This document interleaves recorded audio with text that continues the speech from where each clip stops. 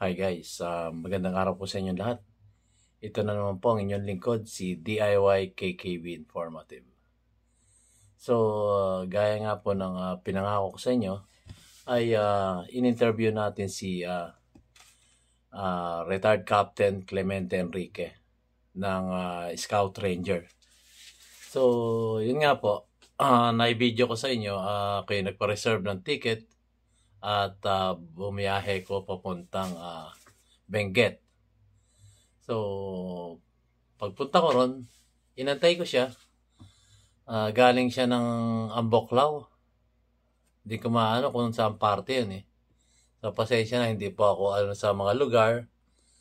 So, dumating naman siya. After na mag-arrive ako, coming from Manila, going to Baguio City. So, doon kami nag-meet up sa Baguio City. So, ayun. Medyo nagtagal ako ng pag-aantay, mga 2 oras. Dahil nga malayo pa yung kanyang pinanggalingan. So, nasa bundok kasi siya eh. So, expected ko nga doon kami mag-uusap sa kanyang, kasi farmer tong si Kadado. Meron siya mga taniman. At siya kumbaga farmers din na matatawag dahil meron nga siyang taniman. So, hindi ko na itanong kung ano yung taniman. Siguro susunod na pag-uusap namin. Pero ang finokus namin na usapan doon, ang mga tanong ko sa kanya, sabi ko nga sa kanya, kami nanonood, nakikinig sa yung mga video. Sino po ba itong taong to? Si Kadado, si Kaiking, at si retired Captain Enrique ng Scout Ranger. So, doon po kami nagsimula. Yun po ang mga tinanong ko sa kanya kung sino itong aming pinakikinggan sa kanyang YouTube channel, Pinoy Survivor. So, doon ko nga tinanong kung sino siya. Nagsimula talaga ako doon sa kanyang pagiging batang paslit. Simula nung elementary, kung paano siya pinalaki ng kanyang mga magulang, hanggang siya maging teenager sa high school. So, ikinuwento niya doon kung sino siya nung elementarya, kung saan siya nag-aral, kung paano siya inilagaan ng kanyang magulang, at hanggang sa lumaki siya, kung sino itong si Kadado. At yun naman ay paliwanag niya. Ngayon, ina-upload ko na rin. Pero bago ko in-upload, kasi matagal eh. Almost 2 hours yung aming pag-uusap na yun. Yung mga tanong ko.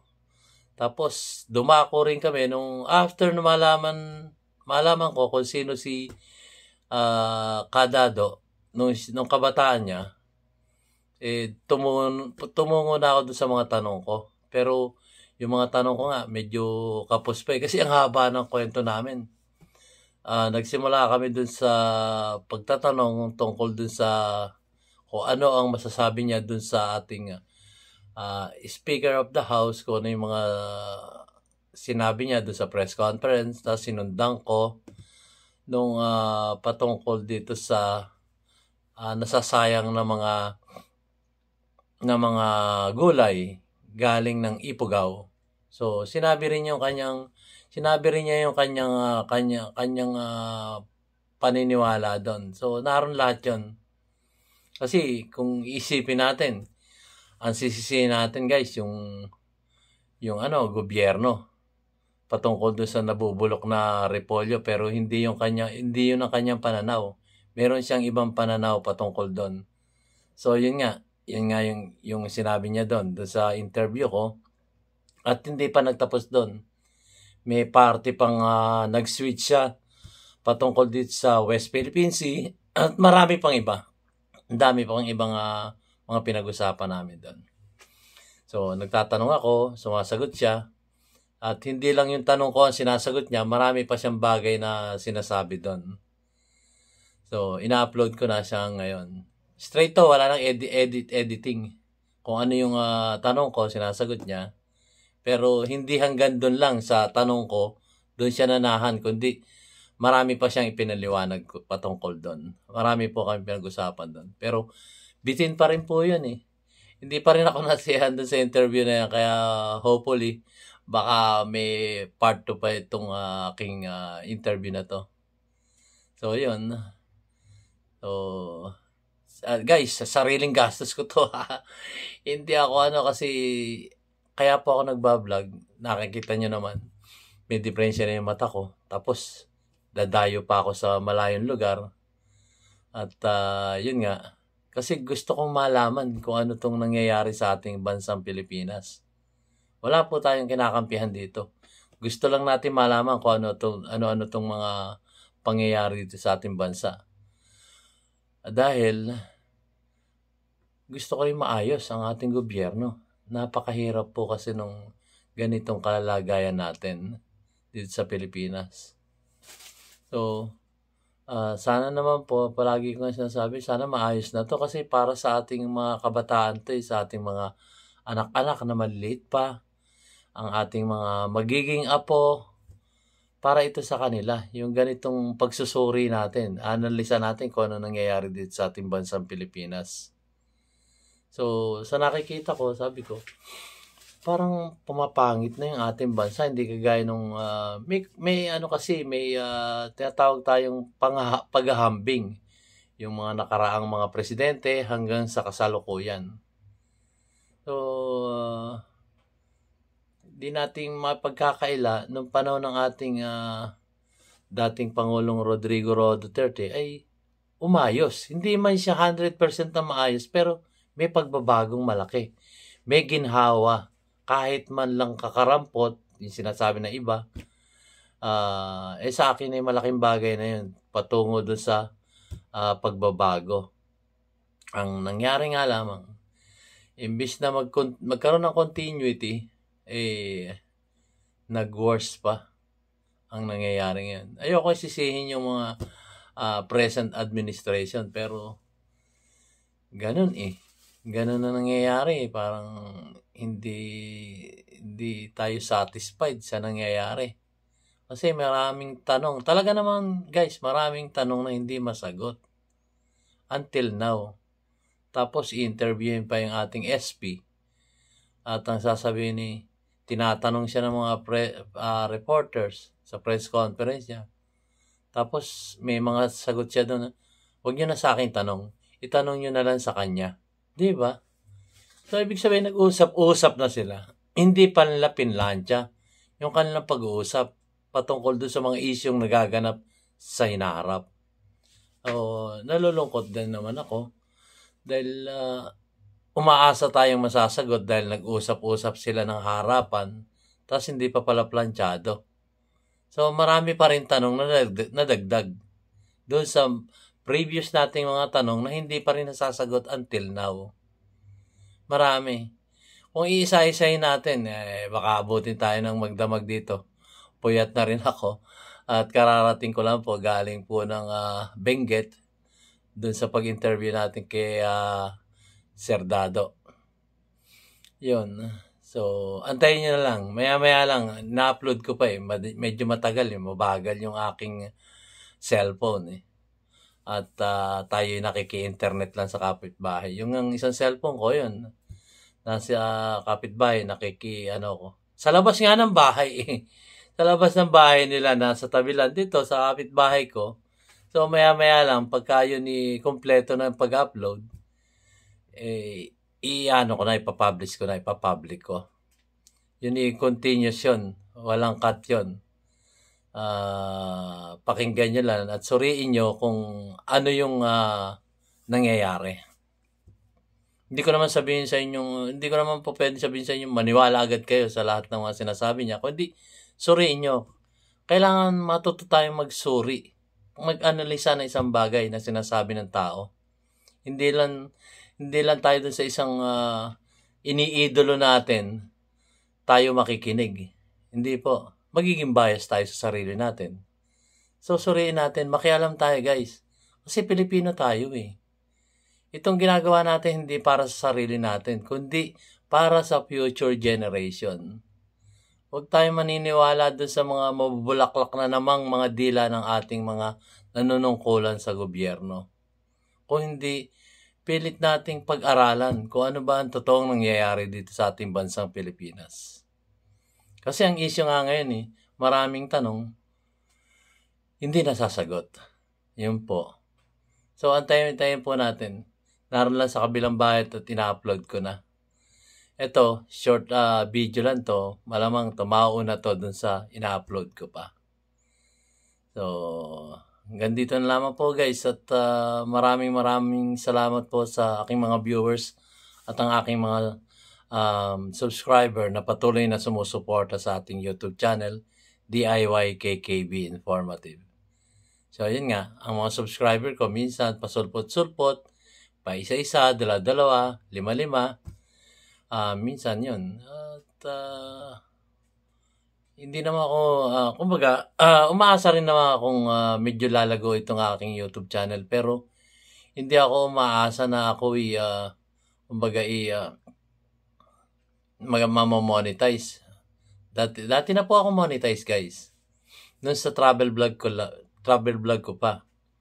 So, unfortunately, nung mag-switch ako sa political vlog dahil nga sa nakikita ko, sabi ko, ano kaya maiaambag ko sa ating inang bansang Pilipinas. So, ito yung naisipan ko na kahit paano ay mag-vlog ako at iparating sa ating mamayang Pilipino kung ano yung nangyayari sa ating bansang Pilipinas. Imagine niyo, hindi ko naman siya na anong ako'y gumastos para mapakinggan ang ating magiting na si Kadado, si Clemente Enrique ng Scout Rangers, retired captain. So yun, sariling bulsa ko po yun na kumbaga dahil lang sa pagmamahal ko sa ating bansang Pilipinas at sa ating kapwa mamamayang Pilipino dito sa ating bansa. Dahil ako'y nagsusuri. Para lang ganito yan Nagsusuri din po ako guys sa Biblia kung ano yung mga sinasaad ng ating banal na kasulatan. Ganun lang po yan. So ito naman, ginagawa ko para malaman, suriin kung anong tunay nangyayari. At nasuri ko na.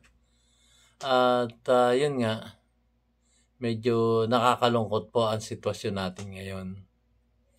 Mapapakinggan nyo, suriin nyo rin kung yung ibang mga vloggers kagaya ni Miss Maharlika, ni si Sir Banat Bay. So, iba-iba sila ng style ng pagbablog.